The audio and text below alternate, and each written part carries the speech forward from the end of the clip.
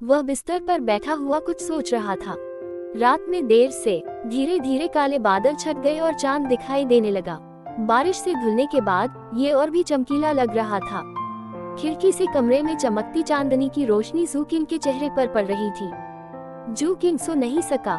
उसने अपनी आंखें खोली और खिड़की के बाहर चमकते चांद को देखा। उसे कुछ अवास्तविक सा महसूस हुआ। दिन में वह नौकरी के लिए इंटरव्यू देने गया और बिना छाते के बारिश में वापस भागा। यह एक सामान्य और अशुभ दिन था। अंत में उसने एक लड़की को उठाया जो तलवारें खींचने में रुचि रखती थी और दावा करती थी कि वह प्राचीन काल से है। दूर से उसे कुत्ते के भौंकने की हल्की आवाज सुनाई दी। जू किंग ने अपना सिर हिलाया और अपने सुन्ना हाथ को सिर के पीछे से बाहर निकाला। उसने एक पल के लिए ध्यान से सुना, लेकिन उसे कुछ और सुनाई नहीं दिया। उसने अपनी आंखें बंद कर ली और खुद को सोने के लिए मजबूर किया। कौन परवाह करता है कि यह किस प्रकार की गड़बड़ है? वह कल इस बारे में सोचेगा। आकाश पहले से ही उज्जवल था। जू किंग, जिसे पता ही नहीं चला कि वह कब सो गया, ने फिर से अपनी आंखें खोली। सुबह के 10 बज चुके थे। यह ओटाकू होने का एक और दिन था। वह बिस्तर पर करवट बदलकर सुस्ती से लेट गया। उसने अपना फोन लिया और लापरवाही से उसे देखा। जब उसे बाहर से हल्की आवाज सुनाई दी तो उसने अचानक अपना काम रोक दिया। नायिका। जू किंग बिस्तर से उछलकर दरवाजे के पीछे छिप गया। उसने सावधानी से दरवाजा थोड़ा खोला और अंदर झांका। जियान भी सोफे पर बैठा था। उसने कल उसे जो टी शर्ट दी थी उसे पहना हुआ था। वह पीले रेशमी कपड़े के टुकड़े से अपनी तलवार पोंछ रहा था। जू किंग। जियान भी ने पहले ही दरवाजे पर हो रही हलचल को नोटिस कर लिया था और उसकी ओर देखा। खैर वो, आहा, ये कोई सपना नहीं है तुम। खांसी। जू किंग का दिल तेजी से धड़क रहा था। उसने अपने कपड़े ठीक किए और बाहर निकल गया। अपनी बात पूरी करने से पहले ही वह मेज पर गया और अपने लिए एक बड़ा गिलास पानी भर लिया। उसने एक ही घूंट में पानी पी लिया और फिर एक लंबी सांस छोड़ी। एक पल के लिए तो वह भी सहम गया। उसे संदेह हुआ कि कहीं उसे बेवकूफ तो नहीं बनाया जा रहा। लेकिन जब उसने देखा कि टीवी में छेद है तो उसका संदेह दूर हो गया। मार्शल आर्ट का तो जिक्र ही न करें। अंधकार प्रवेश करना और लोगों का सामान नष्ट करना सभी गैरकानूनी थे। कोई भी इतना मूर्ख नहीं होगा कि वह ऐसे शो को फिल्माए जिसे हिलाना भी उसे नहीं आता। 1200 वर्ष पूर्व के प्राचीन लोग उसके ठीक सामने थे। अच्छा, आप तो काफी जल्दी उठ गए। दोपहर होने को है। जियान भी ने अपनी तलवार म्यान में रखी और एक तरफ रख दी। उसने जू किंग की तरफ देखा जैसे वह कुछ कहना चाहता हो। यह आदमी तभी उठता था जब दोपहर होने को होती थी, जिससे उसे एक ऐसा एहसास होता था जिसे वह बयान नहीं कर सकती थी। किसी तरह उसे अपने दिल में थोड़ी शांति महसूस हुई। कुआं। जू किंग ने अपना सिर खुजलाया। क्या तुम्हें भूख लगी है? थोड़ा। जियान ही ने अपने शरीर की तलाशी ली और पाया कि उसने वही टी शर्ट और जीन्स पहनी हुई थी जो शू किंग ने उसे कल दी थी। वह उठा और कमरे में जाकर चांदी के 2 टुकड़े निकाले और उन्हें मेज पर रख दिया। उसने शू किंग को देखा जो अचंभित था और झिझकते हुए कहा, हालांकि तुम्हें चांदी की जरूरत नहीं लगती, लेकिन क्या आपके पास सोना है? जू किंग ने उत्सुकता से पूछा। चांदी कीमती नहीं थी, लेकिन सोना किसी भी समय कीमती था। उसे अभी भी नहीं पता था कि अपना पहचान पत्र कैसे प्राप्त किया जाए। ऐसा लगता था कि उसे अपने संपर्कों का उपयोग करना होगा। वह अमीर नहीं था। जियान ही दंग रह गया। कुछ देर सोचने के बाद वह कमरे में वापस गया और एक अर्धचंद्राकार जेड निकाला। इससे कुछ चांदी गिरवी रखी जा सकती है। छोड़ो, मैं तो बस पूछ रहा था। तुम इसे खा नहीं सकते और चांदी भी वापस नहीं ले जा सकते। जू किंग ने हाथ हिलाया और उसके ढीले कपड़ों को देखा। उसने एक पल सोचा और टेकआउट का ऑर्डर नहीं दिया। तुम कुछ समय के लिए घर पर रहो। मैं तुम्हारे लिए कुछ रोजमर्रा की जरूरत की चीजें और कपड़े खरीदने बाहर जाऊंगा। मैं कुछ खाना भी वापस लाऊंगा। याद रखना, बाहर मत जाना। बाहर बहुत खतरा है। हालांकि उसके कपड़े मोटे लिनन के कपड़ों और पुआल की सैंडल की तुलना में थोड़े ज्यादा सामान्य थे, फिर भी अगर वह बाहर जाए तो ये बहुत अजीब होगा। एक बार जब वह आधुनिक कपड़े पहन लेता है और अपने बाल खोल लेता है तो उसके लिए इलाके में घूमना कोई समस्या नहीं होनी चाहिए। यह अच्छी बात थी कि पुलिस स्टेशन सड़क के उस पार था। इतनी नजदीकी में बहुत कम चेकिंग होती थी। जब तक वह बाहर कोई उपद्रव नहीं करती तब तक उसकी पोल नहीं खुलती। सोचते सोचते जू किंग ने कपड़े बदले और बाहर चला गया। फिलहाल उसने अपना सारा ध्यान इस बात पर लगा दिया कि वह अपनी पहचान कैसे छिपाए। उसे सावधान रहना था। वह एक जीवित प्राचीन तलवारबाज थी और कोई भी दुर्घटना अपरिवर्तनीय परिणाम पैदा कर सकती थी। यह लगभग इतना ही लंबा है। मुझे कौन सा साइज पहनना चाहिए? महिलाओं के कपड़ों की दुकान में घुसते हुए जू किंग ने बेतरतीब ढंग से युवा लड़कियों के लिए कुछ फैशनेबल कपड़े चुने। वे सरल और साफ सुथरे थे। एक पल पूछने के बाद उसने 3 सेट कपड़े पहन लिए। जब वह बाहर जाने वाला था तो उसने कुछ देर सोचा और एक लंबी पोशाक पहन ली। कपड़े, पैंट, जूते, मोजे और दूर से अधोवस्त्र की दुकान को देखते हुए जू किंग को सिरदर्द महसूस हुआ। वह एक पल के लिए झिझकी। यह उसके जीवन में पहली बार था कि वह ऐसी जगह पर चली गई थी। वह अपने साथ कपड़े नहीं लाई थी। वह निर्वात में बाहर नहीं जा सकती थी। कौन सा आकार? दुकानदार की पूछताछ सुनकर जू किंग को सिरदर्द होने लगा। उसने हाथ बढ़ाकर इशारा किया, लेकिन उसे समझ नहीं आया कि वह उसे कैसे खरीदे। 1 घंटे बाद जू किंग फास्ट फूड रेस्तरां में खड़ा था। उसने पोर्क ट्रॉटर चावल के 2 हिस्से पैक किए और फिर बैगों का ढेर उठाते हुए ये सोचने लगा कि कहीं उसने कुछ तो नहीं छोड़ दिया। कपड़े, टूथब्रश, तौलिया और यहाँ तक कि 7 आयामी अंतरिक्ष की 2 बैग। उसे नहीं पता था कि वह क्या सोच रहा था, लेकिन उसे ऐसा लग रहा था जैसे वह एक विकलांग लड़की की देखभाल कर रहा है। इसके अलावा उन्होंने सड़क किनारे की किताबों की दुकान से 2 किताबें भी खरीदी। एक थी 5000 साल का चीन और दूसरी थी सरलीकृत और जटिल पात्रों के लिए एक व्यवहारिक मार्गदर्शिका। चाहे वे उपयोगी हो या नहीं, वो उन्हें पहले घर पर ही छोड़ देता था। पोर्क ट्रॉटर चावल के 2 हिस्से तैयार हैं।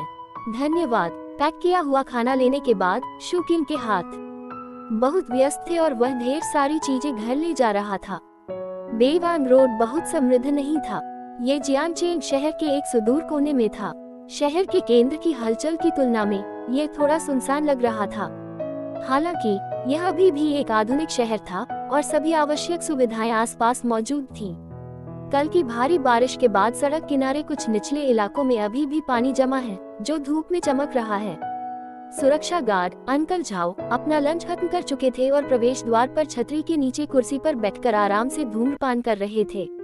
जब उन्होंने जू किंग को विभिन्न आकारों के बैग लेकर आते देखा तो उन्होंने सहजता से अभिवादन किया।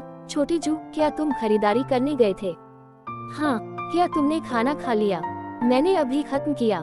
हाँ। तुमने मुझे कल फोन किया था। मैंने गलती से गलत नंबर डायल कर दिया। कोई बात नहीं। जू किंग मुस्कुराया। वह उसे यह नहीं बता सका कि उसने एक प्राचीन व्यक्ति को उठाया था। आपको सावधान रहना होगा और दरवाजे और खिड़कियां बंद करनी होंगी। मैंने आंटी लियान से सुना है कि हाल ही में एक चोर आया है। किसी भी ऐसे व्यक्ति पर ध्यान देना याद रखें जो चोरी छिपे घूम रहा हो। झाओ शू के शब्दों को सुनकर जू किंग रुक गया और सिर हिलाया। ठीक है, मैं याद रखूंगा। वह दरवाजे के पास गया, चाबी निकाली और दरवाजा खोला। जू किंग ने देखा कि जियांग हे लिविंग रूम के कोने में तलवार लेकर खड़ा था। उसे वापस आते देख जू किंग को राहत मिली। उसने तलवार नीचे रख दी और सोफे पर वापस बैठ गया। क्या मैंने नहीं कहा था कि यहाँ बिल्कुल सुरक्षित है? हाँ, तुम यहाँ बहुत अजीब लग रहे हो। आराम करो। आओ, पहले खाना खा लो। जू किंग ने सोफे के किनारे बैगों का ढेर लगा दिया। जियांग ही की निगाहों को भांपते हुए उसने कहा, मैंने तुम्हारे लिए कुछ रोजमर्रा की जरूरत की चीजें खरीदी हैं। मैं रात के खाने के बाद उन्हें व्यवस्थित कर दूंगा।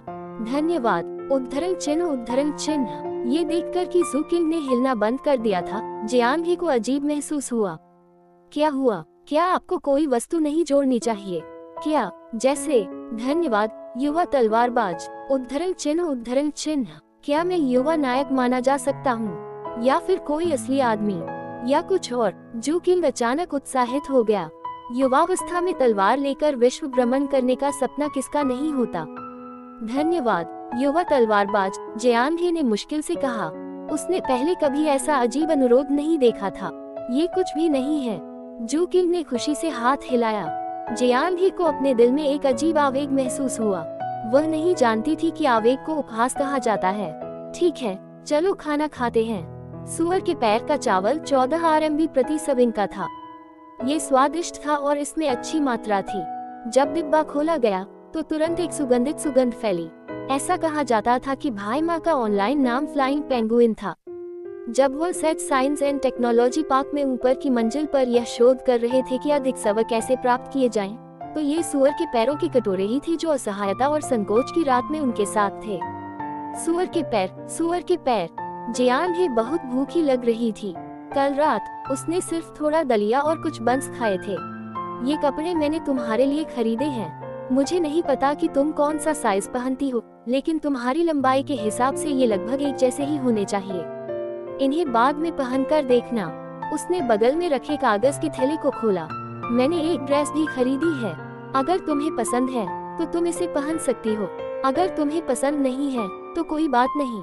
और जूते, ये फ्लैट जूते हैं। ये निश्चित रूप से उन स्ट्रॉ सैंडल से ज्यादा आरामदायक है जो तुम पहन रही हो। कपड़े एक एक करके निकाले गए। जब जियाओ यी की बारी आई तो वह एक पल के लिए रुका और धीरे से बोला, ये बाद में देखने के बाद तुम्हें पता चल जाएगा कि इसे कैसे पहनना है। अगर तुम्हें वाकई नहीं पता तो मैं पता लगाऊंगा कि इस बारे में कोई वीडियो है या नहीं। मैंने कुछ साइज खरीदे हैं और जो तुम्हारे लिए उपयुक्त हैं उन्हें चुनूंगा। जियान हे ने उत्सुकता से उसे बैग से कपड़े निकालते हुए देखा और सिर हिलाता रहा। और यह महिलाओं के लिए है। मैं ज्यादा कुछ नहीं कहूंगी, आप खुद इसका अध्ययन कर सकती हैं। जू किंग ने 7 लोगों को फेंक दिया और बैग से कपड़े निकालना जारी रखा। यह एक इतिहास की किताब है। हालांकि यह एक कहानी के रूप में है, लेकिन यह विज्ञान को लोकप्रिय बनाने के लिए आपके लिए अच्छी है। और ये सरलीकृत और पारंपरिक। मुझे नहीं पता कि इसका उपयोग करना आसान है या नहीं, इसीलिए और पहले इसे पढ़ें। सब कुछ व्यवस्थित करके जियांग हे को सौंपने के बाद जू किंग ने अपना माथा रगड़ा और एक पल के लिए सोचा। फिर उसने ताओबाओ खोला और एक हस्तलिखित कंप्यूटर कीबोर्ड का ऑर्डर देने से पहले एक पल के लिए खोज की। चाहे जो भी हो, उसे कंप्यूटर चलाना सिखाना ही सबसे अच्छा था। बायडू ज्ञान का विश्वकोश था। ठीक है, कल रात तुम्हें अच्छी नींद नहीं आई। जियांग हे के चेहरे पर थकान के निशान थे, जिन्हें छिपाया नहीं जा सकता था।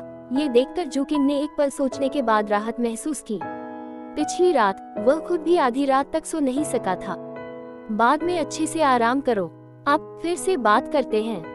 क्या तुम्हारे पास बीती रात के बारे में कोई सवाल है? जियांग हे ने 7 लोगों को अपने हाथ में पकड़ लिया और उत्सुकता से उसे देखा। एक पल सोचने के बाद उसने कहा, इस दुनिया में तुम्हारी पहचान क्या है? पहचान? मैं एक नया स्नातक हूँ जो एक सामाजिक प्राणी बनने वाला हूँ। वर्तमान में मैं अभी भी बेरोजगार हूँ। इसे ऐसे शब्दों में समझाऊं जो आप समझ सके। ये ऐसा लगता है जैसे मैंने अभी अभी शाही परीक्षाओं में भाग लेना समाप्त किया है, लेकिन अधिकारी नहीं बना हूँ। मैं अपने परिवार का भरण पोषण करने के लिए कुछ और करने की तलाश में हूँ। एक अमीर परिवार का बेटा नहीं, बिल्कुल नहीं। मैं एक गरीब परिवार से हूँ। इस दुनिया में कई पेशे हैं। पढ़ाई का मतलब यह नहीं है कि आपको अधिकारी बनना है। जियांग हे ने सिर हिलाया। वास्तव में उसे कुछ समझ नहीं आया। अपने दिल में वह अभी भी उसे एक अमीर जमींदार के रूप में वर्गीकृत करता था। मुझे वापस जाने के लिए क्या करना होगा? मुझे नहीं पता। ये बहुत मुश्किल होगा। तुम कल यहाँ कैसे पहुँचे? जू किंग उत्सुक था। क्या उसे बिजली का झटका लगा था? मुझे नहीं पता। जियांग हे की आंखों में उलझन की एक झलक दिखाई दी। कल मैं एक चोर का पीछा कर रहा था। भारी बारिश भी हो रही थी। मैं जंगल में रास्ता भूल गया। फिर मैं बाएं और दाएं मुड़ा और एक ऊंचा घर देखा। उद्धरण चिन्ह वुड्स। आसपास कोई जंगल नहीं है। जू किंग ने अपनी ठुड्डी खुजाते हुए कहा। उसे समझ में नहीं आ रहा था कि क्या करे। दोनों एक पल के लिए चुपचाप सोफे पर बैठ गए। उसने हल्की खांसी की और कहा, वह पहले यहाँ अच्छे से रहो, फिर वापस जाने के बारे में सोचना। जियांग हे ने चुपचाप सिर हिलाया। मैं पूछना चाहता हूँ, आपकी मार्शल आर्ट का स्तर क्या है? जू किंग की नजर उसके बगल में पड़ी लंबी तलवार पर पड़ी। वह जानना चाहता था कि क्या वाकई 1200 साल पहले कोई जादुई आंतरिक शक्ति थी। Martial art? आपकी मार्शल आर्ट कैसी है? नमक कबीले में ये अपेक्षाकृत मजबूत है। अपेक्षाकृत मजबूत क्या है? आप किस प्रकार की आंतरिक शक्ति का अभ्यास करते हैं? तलवारबाजी, हल्कापन, कौशल। जू किंग उत्साहित था। बोलते बोलते वह खिड़की के पास गया और बाहर की ओर इशारा किया। बिना चोट खाए तुम कितनी ऊंचाई तक कूद सकते हो? शायद। जियांग हे खिड़की के पास गया और इशारा किया। वहाँ प्रश्नवाचक चिन्ह। वहाँ जू किंग उलझन में था। दूसरी मंजिल। यह उसकी कल्पना से अलग था। वह पार्कोर कर सकती थी और तीसरी मंजिल से नीचे कूद सकती थी। यह ज्यादा होना चाहिए। ये संभव है कि यह लड़की अपनी ताकत छिपा रही थी या रूढ़िवादी हो रही थी। ये सोचकर उसने अपने हाव भाव पर काबू पाया और अपना स्वर बदला। मुझे विश्वास नहीं होता, यह जरूर इससे ज्यादा होगा। शायद वहाँ कुछ भी नहीं है। जियांग ही ने एक क्षण के लिए हिचकिचाहट के बाद पुनः अपनी उंगली उठाई। जू किंग ने ऊपर देखा। चौथी मंजिल, आंतरिक शक्ति के बारे में क्या? 18 ड्रैगन वशीकरण हथेलियां, दीर्घायु की रणनीति, महान आकाश दानव तकनीक। जू किंग ने पूछना जारी रखा। जियांग ही उलझन में था और भौहें सिकोड़ कर बोला, यह क्या है? आपने मार्शल आर्ट का अभ्यास कैसे किया? मैं छोटी उम्र से ही अभ्यास कर रहा हूँ। क्या आपको लगता है कि मैं इसे सीख सकता हूँ? जू किंग सीधे खड़े हो गए और इशारा करते हुए उसकी ओर उम्मीद भरी नजरों से देखने लगे। आप बहुत बूढ़े हो गए हैं। जियांग ही ने एक पल के लिए उसकी ओर देखा और अपना सिर हिलाया। भले ही आपके पास दृढ़ संकल्प और दृढ़ता हो, आप कुछ भी हासिल नहीं कर पाएंगे। जरूर, मुझे ज्यादा कुछ हासिल करने की जरूरत नहीं है जब तक मैं सीख सकता हूँ। क्या तुम चाहते हो कि मैं तुम्हारा शिक्षक बनूं? उद्धरण चिन्ह। क्या ये शिक्षाएं बहुत सख्त हैं? जू किंग ने अपना माथा थपथपाया। मैं असभ्य हो रहा हूँ। कोई बात नहीं, पहले नहीं, ये सिर्फ मार्शल आर्ट है, इसे किसी शिक्षक से सीखने की जरूरत नहीं है। जियांग ही ने उसकी ओर देखा और मना नहीं कर सका। उसने एक पल सोचा और 2 कदम पीछे हट गया। उसने अपनी कमर को नीचे किया और पेट को अंदर की ओर खींचा। एक मुद्रा बनाते हुए कहा, मार्शल आर्ट का अभ्यास करने के लिए पहले कमर को प्रशिक्षित करना चाहिए। कमर को प्रशिक्षित करने के लिए पहले मुद्रा को प्रशिक्षित करना चाहिए। 1 मिनट रुको, तुम अब शुरू करने जा रहे हो। जू किंग दंग रह गया। उसकी हरकत बहुत तेज थी। आप बूढ़े हो गए हैं और मार्शल आर्ट का अभ्यास करना एक दीर्घकालिक चीज है। आपको इसे थोड़ा थोड़ा करके अर्जित करना होगा। क्या मैं इस मुद्रा का अभ्यास नहीं कर सकता? मैं बिना मुद्रा के अभ्यास कैसे कर सकता हूँ? जियांग ही ने उत्सुकता से पूछा। उद्धरण चिन्ह। जू किंग एक पल के लिए हिचकिचाया। मुझे इस मुद्रा का अभ्यास करने के लिए कितने समय की आवश्यकता होगी? लगभग 3 साल। आप पहले कपड़े पहनकर देख सकती हैं। अगर वे फिट नहीं हुए तो मैं उन्हें बदलने के लिए दुकान पर वापस ले आऊंगी। जू किंग ने पलटकर सोफे पर रखा बैग उठाया। उसने उसे जियांग ही की ओर बढ़ाया। बाकी के लिए पहले तुम इस पर सोचो। अगर तुम वाकई नहीं समझे तो मैं तुम्हें सिखाने का कोई तरीका ढूंढ लूंगा। मार्शल आर्ट का अभ्यास नहीं कर रहे हो? अगली बार अवश्य। 3 साल तक यही स्थिति रही। अगर वह ऐसा कर पाता तो सेना में भर्ती हो जाता। जू किंग ने निराशा से मेज पर रखी तलवार को देखा। उसने हार नहीं मानी और फिर पूछा, क्या मैं सीधे तलवारबाजी सीख सकता हूँ? मेरे हाथ मेरी आंखों के साथ तालमेल नहीं रख सकते और मेरी आंखें मेरे हाथों के साथ तालमेल नहीं रख सकती। ठीक है। कमरे का दरवाजा बंद था। जियांग ही कपड़े ट्राई करने के लिए कमरे में छिप गया। जू किंग सोफे पर बैठ गया। ऊपर उसने जियांग ही की तलवार उठाए और उसे देखने के लिए बाहर निकाला। वह वाकई बहुत भारी थी। उसने उसे वापस रखने से पहले कुछ मुद्राएं बनाई और आह भरी। बुक्सिया हीरो बनने का सपना टूट गया। नहीं, एक बार मैं उनसे परिचित हो जाऊं तो कुछ बुक मैनुअल या कुछ और खोज लूंगा। थोड़ी देर इंतजार करने के बाद जियांग ही कमरे से बाहर आया। उसने पहले से ही बेज रंग की लंबी आस्तीन वाली बुनी हुई कोट और जीन्स पहन रखी थी। उसके बाल उसके सिर के पीछे रस्सी से बंधे हुए थे। वह साफ सुथरा और व्यवस्थित दिख रहा था, जिससे जू किंग की आंखें चमक उठी। कपड़े आदमी को बनाते हैं। प्राचीन लड़कियां साधारण महिलाओं के कपड़ों में बहुत अच्छी लगती थीं। मैंने उन सभी को आजमाया है। वे मुझे अच्छी तरह से फिट हैं। धन्यवाद, युवा तलवारबाज। जियांग ही को अभी भी लगा कि कपड़े थोड़े अजीब थे। उसकी उंगलियां कपड़ों के कोने को अस्वाभाविक रूप से खींच रही थी और फिर उसने कुछ ऐसा कहा जिससे उसे और भी अजीब महसूस हुआ। जू किंग ने खुशी से हाथ हिलाया। कुछ नहीं है। वह एक पल के लिए रुका और फिर से जियांग ही को ध्यान से देखा। उसने अपनी थोड़ी को रगड़ा और ऐसा लगा जैसे वह गहरी सोच में डूबा हुआ है। हिलना मत, पीछे मुड़ो और मुझे देखने दो। मैं तुम्हारे लिए हेयर टाई खरीदना भूल गया। तुमने अपने बाल बांधने के लिए जो रस्सी इस्तेमाल की थी वह अजीब और बेतरतीब है। पहले अपने बाल नीचे कर लो। जू किंग ने संतुष्टि में सिर हिलाया जब उसने जियांग ही को अपने बालों में बंधी रस्सी खोलते और अपने काले बालों को नीचे गिराते देखा। असंगति की बची हुई भावना भी गायब हो गई। यदि वह इस रूप में बाहर जाता तो जब तक वह अपना मुंह नहीं खोलता और हिलता डुलता नहीं, तब तक कोई बड़ी खामी नहीं होती। मैं तुम्हें रात को टहलने के लिए बाहर ले जाऊंगा और तुम्हारे लिए एक नया हेयर टाई खरीदूंगा। मुझे याद दिलाना मत भूलना। उन्होंने उसे कुछ निर्देश दिए और कल के पेपर में वे चीजें लिख दी जिन पर ध्यान देने की जरूरत थी तथा वे समस्याएं भी लिख दी जिनका समाधान किया जाना था। ये लड़की बहुत सहयोगी थी। इससे वह बच गया, या अधिक सटीक रूप से कहें तो इससे उन दोनों को बहुत परेशानी से बचाया गया। जू किंग को होशियार लोगों से मिलना जुलना पसंद था। यही कारण था कि उसे उन बेतुकी बातों पर अपनी ऊर्जा बर्बाद करने की जरूरत नहीं पड़ी। सौभाग्य से इस प्राचीन लड़की में सिर्फ ज्ञान की कमी थी, बुद्धि की नहीं। पलक झपकते ही दोपहर हो गई। आप क्या कर रहे हो?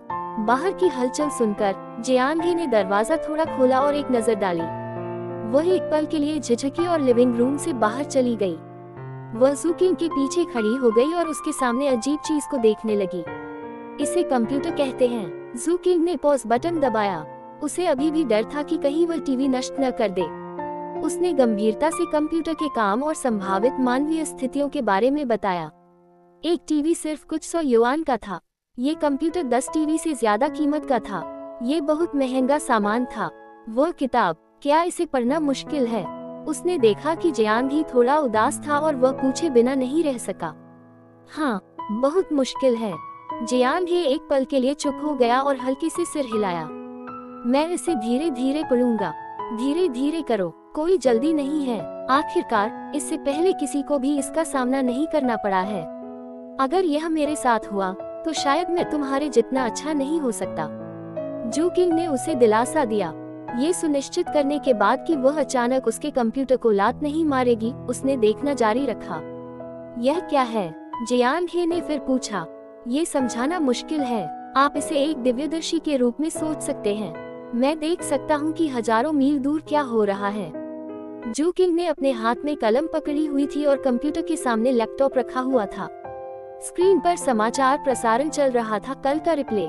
चूंकि जियांगी ने टीवी तोड़ दिया था, इसलिए उसके पास इसे देखने का समय नहीं था, इसलिए वह इसे आज ही पूरा कर सका।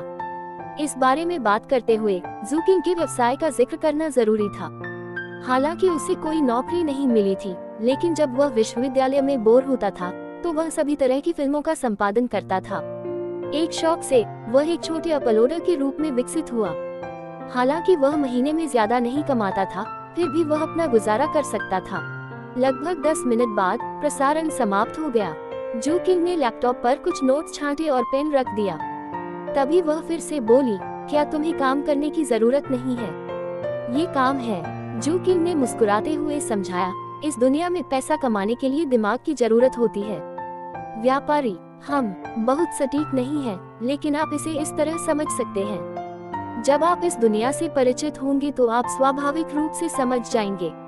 उन्होंने कंप्यूटर चलाया और अपने अपलोडर अकाउंट में लॉग इन किया। बैकएंड डेटा को देखते हुए उन्होंने कहा, अब आपको जो समझने की जरूरत है वह ये नहीं है।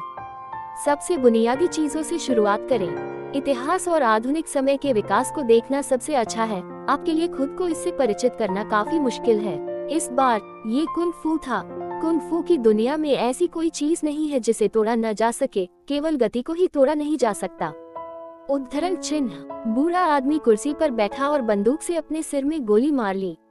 शू किंग ने बगल से समझाया, यह एक बंदूक है, एक बहुत शक्तिशाली छिपा हुआ हथियार जो आपके दांत से कहीं ज्यादा शक्तिशाली है। वीडियो धीमी गति में चलाया गया था, इसलिए जियांगी को कुछ भी महसूस नहीं हुआ।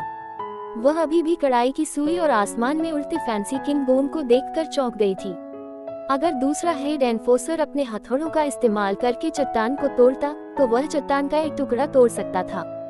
हालांकि फिल्म में आदमी को उड़ा दिया गया और चट्टान में कुचल दिया गया। चाहे वो उसके शरीर की कठोरता हो या उसे मिलने वाला बल, ये भयानक था। टकराना। स्टीफन चाव ने इमारत पर मुक्का मारा और उस पर अपने हाथ का बड़ा निशान छोड़ दिया। जियांगी के रोंगटे खड़े हो गए और उसने अवचेतन रूप से एक कदम पीछे खींच लिया। उसने अपने शरीर को एक छोटी जंगली बिल्ली की तरह झुकाया, जिसका फर खड़ा हो और अविश्वास में स्क्रीन को घूरता रहा। थोड़ी देर बाद उसने धीरे धीरे अपनी नजर जू किंग के चेहरे पर घुमाई। क्या ये आपकी ताकत है? नहीं नहीं, ये सब नकली है। जियांगी को इतना गंभीर देखकर जू किंग घबरा गया। उसे डर था कि वह उसे खींचकर ऊपर ले आएगी और उसे दिखाएगी। मैंने इसे अभी देखा। ये हमारी कल्पना थी और फिर हमने औजारों के साथ एक फिल्म बनाने की कोशिश की। वैसे भी ये सब नकली है। सचमुच जियांग ही को स्पष्टतः इस पर विश्वास नहीं हुआ। नकली, वाह, असली, यह असली है या नकली? असली कुंग फू नकली है। जू किंग को सिरदर्द होने लगा। उनके ज्ञान में अंतर को समझाने का कोई तरीका नहीं था। वे बिल्कुल भी एक ही आयाम में नहीं थे। उन्होंने माउस घुमाया और कंप्यूटर पर कुछ देर तक खोज की। फिर उन्हें क्राउचिंग टाइगर, हिडन ड्रैगन नामक एक किताब मिली जिसे उन्होंने एडिट किया था और उसे समझाते हुए चलाया। देखो, एक ही दुनिया में कपड़ों की इतनी सारी शैलियाँ कैसे हो सकती हैं? वे सभी हमारी कल्पना में प्राचीन लोग हैं। नहीं, हमारी कल्पना में वुक्सिया उपन्यास बस एक प्राचीन सेटिंग में रखे गए हैं और फिर प्रॉप्स के साथ बनाए गए हैं। क्या तुम समझे? हाँ, ये सामान्य बात है कि आप समझ नहीं पाते। जब आप इस दुनिया से परिचित हो जाएंगे तो आप समझ जाएंगे कि फिल्में क्या होती हैं और कला क्या होती है। इसे देखिए, जू किंग जियांग हे को धीरे धीरे सीखने नहीं दे सकता था, इसलिए वह उसे केवल चम्मच से खिलाकर सिखाने की कोशिश कर सकता था और उसे दुनिया को सरल और मोटे तौर पर समझने दे सकता था। कुछ दिनों के बाद जब हस्तलेखन टैबलेट आ गया तो वह उसे कंप्यूटर का उपयोग करना सिखाएगा। वैसे भी टैबलेट में वॉइस इनपुट फंक्शन था। इससे पहले उसे जियांग ही की दुनिया के बारे में कुछ बातें समझनी थी। उसने कुछ देर सोचा और इंटरनेट पर चेन दाओझान का वीडियो खोजा। उसने वह हिस्सा चुना जहां ईगल क्लॉ स्किल से छाया देखी जा सकती थी। अरे, क्या तुम जानते हो ये कैसे करना है? उसने जियांग ही की ओर अपनी बाहें उठाई। यह क्या है? क्या तुमने यह नहीं देखा? यह हुश हुश हुश। जू किंग ने अपने हाथ हिलाए और वीडियो में दिखाए गए हाव भाव की नकल की। आप अपने नंगे हाथों से छाया बना सकते हैं और आवाज निकाल सकते हैं। ऐसा नहीं है कि मुझे आप पर भरोसा नहीं है, मैं बस अपने क्षितिज को व्यापक बनाना चाहता हूँ। धीरे धीरे जियांग ही की पहचान स्वीकार करने के बाद उसकी जिज्ञासा लगभग खत्म होने को थी। दुर्भाग्य से जियांग ही ने कल ही डांस का अनोखा हुनर दिखाया था। बाकी सब कुछ औसत दर्जे का था। जियांग ही की आंखें चमक उठी। उसने फिर से कंप्यूटर स्क्रीन पर देखा, एक कदम पीछे हटी और एक पोज बनाया। उसने वीडियो में दिखाए गए आंदोलनों की नकल की। उसके हाथों से हवा के टूटने की आवाज आई। जू किंग चौंक गया और अपना मुंह आधा खोलकर उसे देखने लगा। क्या ऐसा है? हाँ हाँ हाँ, जू किंग ने जोर से सिर हिलाया। जियांग ही ने पोज देना बंद कर दिया और जू किंग की ओर मुस्कुराया। जब तुम सीखना चाहो तो मुझे बताना, मैं तुम्हें खड़ा होना सिखाऊंगा। ये कहने के बाद उसने अजीब तरीके से अपने कपड़े खींचे, तलवार ली और अपने कमरे में वापस चली गई। वह लिविंग रूम के कोने में मोटी बिल्ली को देखने के लिए मुड़ी और दरवाजा बंद कर दिया। दुनिया में मुफ्त भोजन जैसी कोई चीज नहीं होती। इस तथ्य के बारे में कि जू किंग उसकी मदद करना चाहता था, जियांग ही ने पीछे हटना शुरू कर दिया था। उसे हमेशा लगता था कि यह वैसा नहीं था जैसा जू किंग ने कहा था।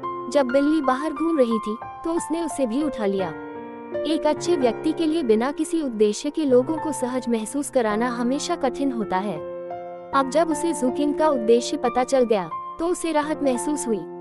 पता चला कि वह कुंग फू सीखना चाहता था। अब उसके सभी कार्यों की व्याख्या की जा सकती है। जियांग ही ने सांस छोड़ी और बहुत ज्यादा आराम महसूस किया। उसने धीरे से अपने हाथ में पकड़ी लंबी तलवार निकाली और फिल्म का वह दृश्य उसके दिमाग में फिर से उभर आया। ये दुनिया बहुत खतरनाक लग रही थी। वह अपनी आंखों से कमरे का आकार नापती थी, छोटे कदमों से दीवार के चारों ओर घूमती थी, हाथ में लंबी तलवार थामे रहती थी और इस छोटे से कमरे में तलवारबाजी का अभ्यास करती थी। जू किंग जियांग हे के कमरे के दरवाजे तक चुपके से नहीं गया ताकि उसके कमरे में हो रही हरकतों को सुन सके। ये बहुत अश्लील होगा और अगर उसे खोज लिया गया तो उसे समझाना मुश्किल होगा। उसने हाल ही में आई खबरों को यूं ही खंगाल लिया कि कहीं और कोई अलौकिक घटना तो नहीं हुई है, लेकिन स्वाभाविक रूप से उसे कुछ नहीं मिला। पिछली रात वह बहुत देर तक सो नहीं सका। कुछ जम्हाई लेने के बाद जू किंग अब और बर्दाश्त नहीं कर सका। उसने कंप्यूटर बंद किया और वापस बेडरूम में चला गया, झपकी लेने के लिए बिस्तर पर लेट गया। सामने वाले कमरे में एक नायिका सो रही थी। ऐसी अद्भुत अनुभूति के साथ उसे और भी अद्भुत स्वप्न आया। जब वह जागा तो सूर्यास्त हो चुका था। शाम की धुंधल का खिड़की से कमरे में चमक रही थी, जिससे कमरे में एक गर्म रंगत आ गई थी।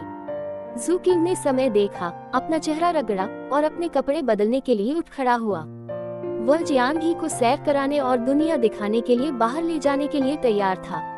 बस अपनी आंखें और कान साथ लाओ, लापरवाही से बात मत करो। अगर तुम्हारे पास कोई सवाल है तो वापस आकर पूछो। अचानक उछलकर भाग मत जाना। बस चुपचाप मेरे इर्द गिर्द घूमो, समझे? जू किंग जियांग के कमरे के दरवाजे पर झुक गया और उसे बार बार चेतावनी दी।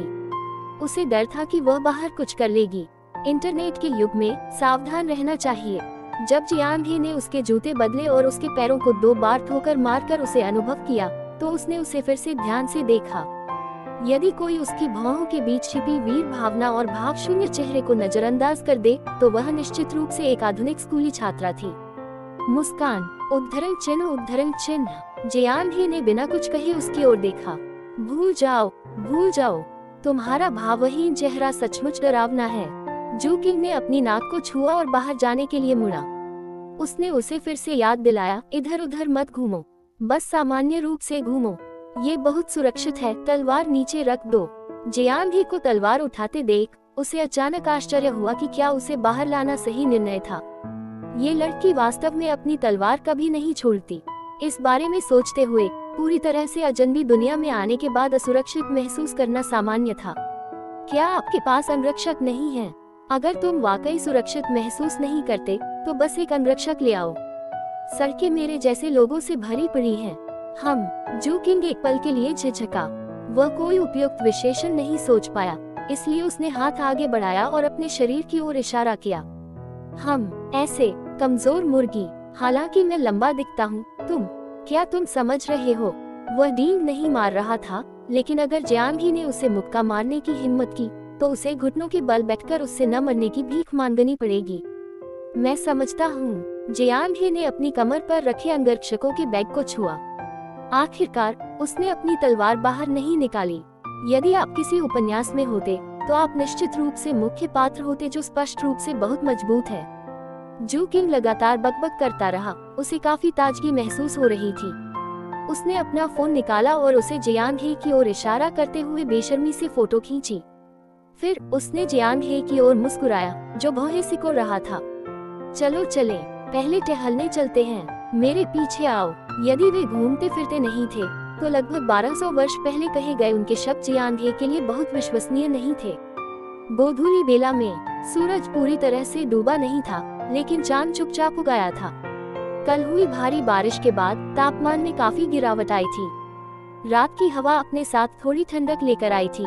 जू किंग गलियारे से बाहर निकलकर बाहर खड़ी हो गई, बाएं दाएं देखती रही। हवा की मार से वह तरोताजा महसूस कर रही थी। उसने अपने बगल में जियांग को देखा और उसके दिल की गहराइयों से एक अजीब सी भावना उठी। और कौन किसी बुजुर्ग व्यक्ति को खरीदारी के लिए ले जा सकता है? शांत हो जाओ, उसने जियांग से फुसफुसाकर कहा और अपने हाथ जेब में डाले 2 कदम चला। फिर उसने अपने हाथ बाहर निकाले और जियांग के करीब चला गया। जियांग सिर्फ आधा कदम पीछे था। उसने अपना सिर थोड़ा सा घुमाकर इधर उधर देखा और कुछ नहीं कहा। दूर से देखने पर वह थोड़ा अस्वाभाविक लग रहा था। इसे आवासीय क्षेत्र कहा जाता है। यह एक आवासीय इमारत है। हर परिवार यहाँ रहता है। वह मुख्य प्रवेश द्वार है। बाहर निकलने पर आप सड़क पर पहुँच जाएंगे। सड़क के दोनों ओर दुकानें हैं। आप अपनी जरूरत की कोई भी चीज खरीद सकते हैं, भोजन, आश्रय और परिवहन। जू किंग ने चलते हुए धीमी आवाज में समझाया। सौभाग्य से ये लगभग भोजन का समय था और पड़ोस में ज्यादा लोग नहीं थे, इसलिए उन दोनों के लिए टहलना सुविधाजनक था। इससे पहले कि वह सुरक्षा गार्ड झाओ शू का अभिवादन कर पाता, उसने अपने बगल में एक अन्य व्यक्ति को देखा। उसके बाल काले और चमकदार थे। उसने नीली और लाल शर्ट पहनी थी और गले में दुपट्टा बांधा था, लेकिन उसकी बांह पर बंदी टोकरी ने पश्चिमी शैली को बिगाड़ दिया। हाँ, अब जब तुमने इसका जिक्र किया है। आंटी चेंग, जो सब्जी की टोकरी लेकर जा रही थी, अंकल झाओ से बातें कर रही थी। उसने अचानक हंसना बंद कर दिया और जू किंग और अंकल झाओ की तरफ देखा, जो वहाँ से गुजर रहे थे। क्या हुआ, आंटी? जू किंग ने उसे अपना सिर झुकाकर जियांग की ओर देखते हुए देखा और खुद को पूछे बिना नहीं रह सका। ये लड़की परिचित लगती है। जियोजू, क्या वह तुम्हारी गर्लफ्रेंड है? अंकल झाओ कुर्सी पर झुके और सिगरेट पीने लगे। जब उन्होंने सवाल सुना तो वे जियांग की ओर देखने लगे। पड़ोसी बहुत अच्छे नहीं हो सकते। जू किंग को अचानक समझ आ गया, लेकिन इसका उस पर कोई असर नहीं हुआ। वह आधा कदम आगे बढ़ा और अपने पीछे जियांग को थोड़ा रोका। उसने मुस्कुराते हुए कहा, दोस्त। ओह, टिल्डर समझ गया। चाचा झाओ, जो दिल से युवा थे, ने अपनी भौहें उठाई और मुस्कुराते हुए सिर हिलाया। नहीं, कल सीढ़ियों पर चाकू लेकर खड़ा हुआ वो। चेंग युलान ने एक पल के लिए जियांग ही की तरफ देखा। उसे याद आया कि वह जाना पहचाना चेहरा कहाँ से आया था और उसने उसे संदेह भरी नजरों से देखा। जू किंग का दिल धड़क उठा। कल जियांग ही का पहनावा बहुत आकर्षक था। कौन सा चाकू? झाओ शू दंग रह गया। अलविदा काले, चेंग युलान ने कहा और टोकरी की ओर इशारा किया। कॉस्प्ले, जू किंग ने बीच में टोकते हुए कुछ बार हंसते हुए जियांग ही को, जो उसके पीछे था, आश्वस्त करने वाली नजर से देखा। जियांग ही को कुछ समझ नहीं आया। वह बस उन तीनों को उत्सुकता से देखता रहा। युवा लोगों को खेलना पसंद है। आप समझ नहीं पा रहे हैं। वे ज़ॉम्बी और परियों की तरह कपड़े पहनते हैं। इसे उपसंस्कृति कहा जाता है। जू किंग ने जियांग ही की बांह खींचते हुए कहा। उसने महसूस किया कि जियांग ही थोड़ा संघर्ष कर रहा था, लेकिन उसने कोई बल प्रयोग नहीं किया। उसे राहत महसूस हुई और वह उसे कुछ कदम आगे ले गई।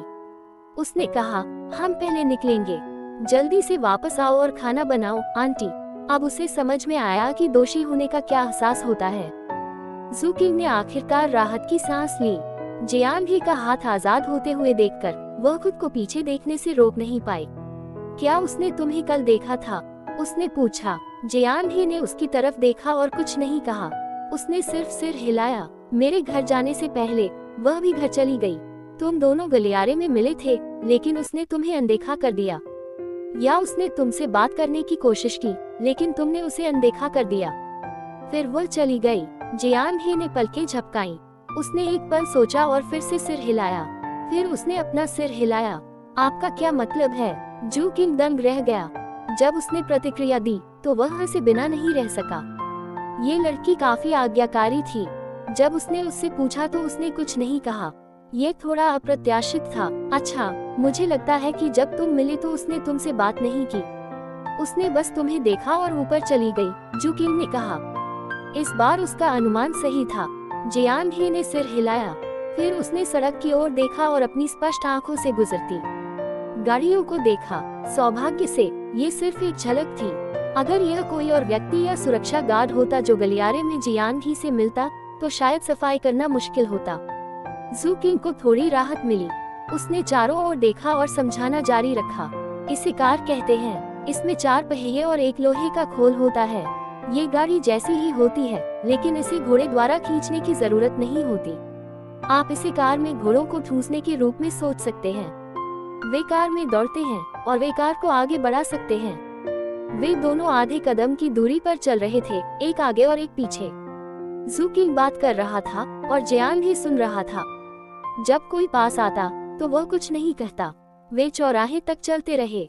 वह दिव्यदर्शी है। जब वे लाल बत्ती का इंतजार कर रहे थे तो जू किंग ने ट्रैफिक लाइट पोल पर लगे निगरानी कैमरे की ओर इशारा करते हुए अपनी उंगली उठाई। वह चाहता था कि वह उसे समझा सके कि बाहरी लोगों के लिए ये दुनिया कितनी खतरनाक है। दोपहर में हमने जो तस्वीरें देखी, वे सभी इसी से ली गई थी।